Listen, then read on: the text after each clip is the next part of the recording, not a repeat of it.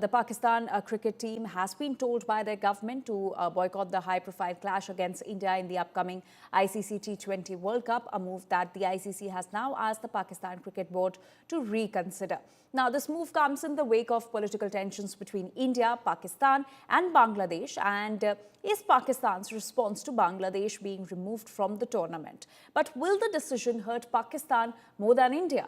My colleague Nikhil Nas spoke with former Indian captain Sunil Gavaskar on this matter. Listen in. Right, big news coming in from the world of cricket. Pakistan, in fact, the Pakistan government has issued a statement where they've made it clear that they will be participating in the T20 World Cup, but will not play the game versus India that was due to take place on the 15th of February in Colombo, Sri Lanka. Joining us, former India captain, cricket analyst, Mr. Sunil Gavaskar. Saibhai, firstly, it's come so close to the competition. You're not just a former player, you're a broadcaster as well, someone who keeps a close eye on cricket for many decades. Does this surprise you, this close to the competition, a team decides not to play one particular match? Not a surprise, because last week itself, or maybe about 8-10 days ago, after the ICC board decided not to, accept the Bangladesh request for a change of venue by only two boards, the Bangladesh board and the Pakistan board, voted against. And at that point, I think the Pakistan board had said that they might not play the tournament. So it was obviously clear that not playing the tournament would cost them very heavily. But opting not to play against India is something that hasn't come as a surprise, because there were hints that they were looking at doing something. The last that we heard from the PCB chief in Mohsin Naqvi, where they said that they will be thinking about not playing India, the issue at hand was Bangladesh was removed from the T20 World Cup. He mentioned it in as many words, saying that, listen, if they can be hybrid for India and Pakistan, why make an exception? So the issue at hand here, or something that is really, cheesed Pakistan off at the moment, has been that Bangladesh is not part of it. I just want to understand, have you ever seen this in the past, that there's nothing that you have a grievance against? I mean, yes, they have issues with India. They have been there in the past, but they were playing Asia Cup. Had Pakistan come out and said that, listen, we have an issue with India diplomatically, whatever, and that's why we're pulling out, you could understand. Right now, it's a third party that have been removed from the tournament. Many will ask a question, when things came down to a situation where there were no handshakes between India and Pakistan, the Indian team refused to collect the trophy from Mohsin Naqvi. There were many other things that happened in Asia Cup, yet Pakistan were happy playing against India. Now an issue versus Bangladesh, they pull out. I mean, I'm just thinking it from the point of view of a Pakistan cricket fan. He might say, you're taking a call for Pakistan. Does that then surprise you? It is. It is something. It doesn't surprise. It's actually, makes you wonder what actually is going on. I do understand the situation in the subcontinent. Political situation in the subcontinent has changed, and therefore Pakistan's obviously looking to take advantage of that and try and show solidarity with Bangladesh. By the way, they voted as well in the ICC board meeting recently, so that is totally understandable. But I mean, like you said, before the venues were decided, they said they were not going to play in India, and so that was accepted. Just like India's request not to play in Pakistan for the Asia Cup was requested, and India played in UAE, all their matches in UAE. So Pakistan's request was accommodated. So their matches were all allotted to Sri Lanka, including the semis and the final. If they get to that stage, it would be there. So really, there is no reason for them. They haven't specified anything. We are at the moment we are second guessing them by saying that they are doing that to support Bangladesh. But I don't think, if there is no statement from the Pakistan government or the Pakistan Cricket Board about that, we just have to wonder why they have opted not to play against India. So many are comparing, to past incidents that have happened. We remember 1996, Australia refused to play in Sri Lanka because of security concerns. West Indies also didn't go and play in Sri Lanka. 2003, I remember England refused going to Zimbabwe. Then I remember Zimbabwe not coming to play the T20 World Cup in England in 2009. So there have been instances in the past, but more specifically 96 and 2003, because those teams played the tournament but didn't play in one particular venue. Many might draw comparisons with what happened there and what Pakistan is doing. But will it be a fair comparison? No, it won't be, because all those decisions taken by those countries were known well before the tournament started, well before the venues, etc., were decided. Here, you're talking about a week before the tournament starts. You take this call, and actually, this is a call of not playing against India. So it's like conceding a match.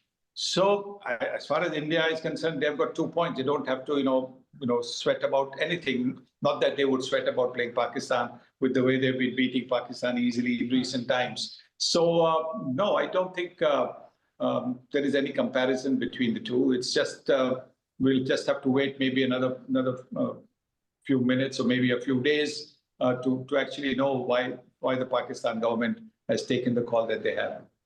So as you point out, it's not the same thing. It's not security or anything other thing, because you're in Sri Lanka playing the rest of the matches. So clearly security can't be an issue. It's just a stand that they've taken against the Indian team.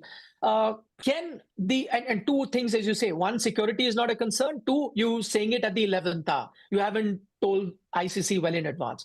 Do you think with these in mind, ICC could come down heavily on a country? Because if they don't, then this will allow many other countries to take any call that they'd want to unilaterally going forward.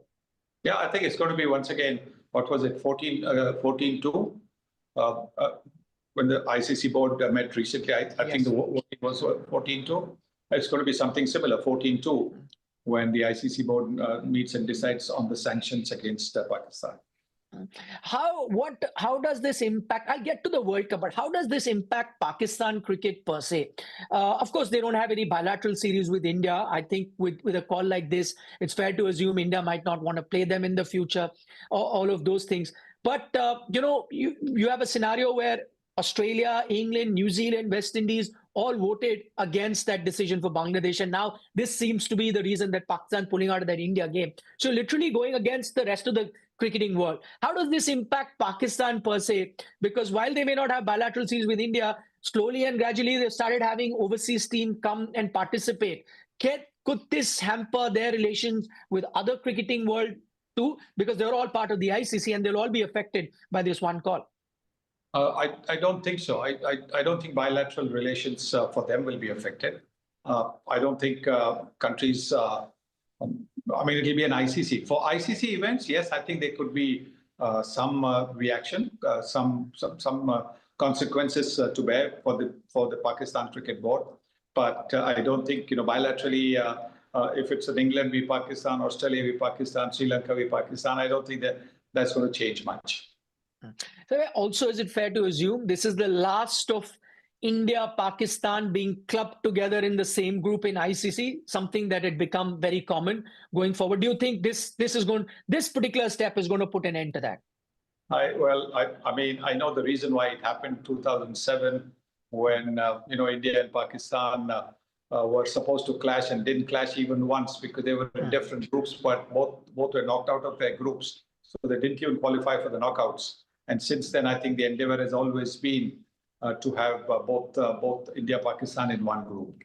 So yes, this could well be the time that the ICC will decide to go ahead with the draw as it is, without looking to specifically club India and Pakistan in the same group.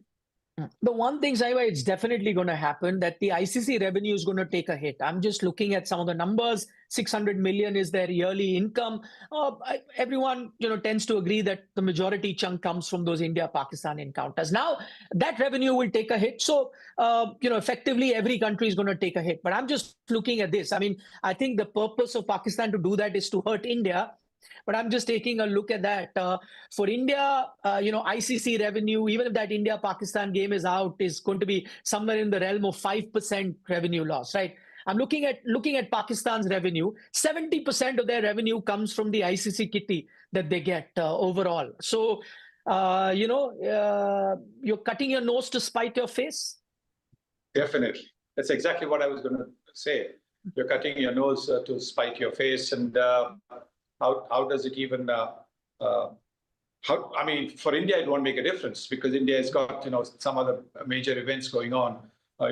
India's bilateral internationals go for quite a bit of money. India's got the IPL, which goes. So India, for the BCCI, it's not going to be any issues. But I think for the ICC, it is going to be something that they'll have to look at. And I think that's the reason why the sanctions could well be pretty heavy as far as Pakistan's concerned. I don't want to speculate on what the sanction is going to be. Finally, let's look at this particular tournament. Now it's pretty much clear they're not going to be playing that game. So that's 2 points to India. I'm just looking at the playing conditions as well. Net run rate also will take a big hit because for feature, you take a big hit in the net run rate. That's going to affect Pakistan going forward. With all that in mind, I know many might see the rest of the teams aren't really, permanent members. You've got, Namibia there. Netherlands as well as USA. But remember what happened last time around in the World Cup. Pakistan couldn't make it. Now with this game, not playing this game, and many might assume that, okay, this would have been to begin with a bad debt for Pakistan. You kind of went into this game knowing fully well there's very little chance of winning India. So the tournament would go as planned anyway. But with that net run rate taking a hit, my simple question is now with all of this, do you see Pakistan go through to the Super 8s? Well, don't forget that USA beat them the last time around as well, the first time, and USA is in the same group. So if USA beat them again, and Namibia has got a lot of players who play in South Africa's domestic cricket, a lot of players who have played for South Africa. I'm not too sure whether they are in the Namibia side this time around, but a lot of players who have actually played for South Africa who now have moved to Namibia because they're not getting a place in the South African team, and with the qualification of having been born in Namibia, etc., they would be available to play for them. So Namibia is a team that both India and Pakistan should be taking lightly, but more so Pakistan because they've already lost 2 points against India, and along with it, whatever net run rate they would have got. All right. Saimai, thank you so much for taking our time speaking to us on India today. Just a reminder, this is a developing story. We'll get to hear the Pakistan's point of view. And as we were discussing, this is not clearly the end of the matter. It's going to get escalated. Will be discussed in the ICC board as well. But we'll keep you up to date with whatever happens. That's all that we have on this special broadcast at the moment.